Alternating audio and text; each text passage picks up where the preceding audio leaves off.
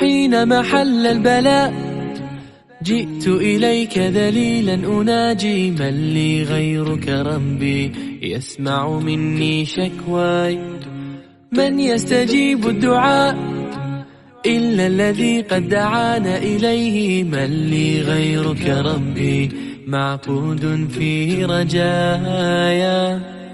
لا تعاملني بذنبي يا جواد يا كريم، إنني عبد ضعيف حظه لا يستقيم.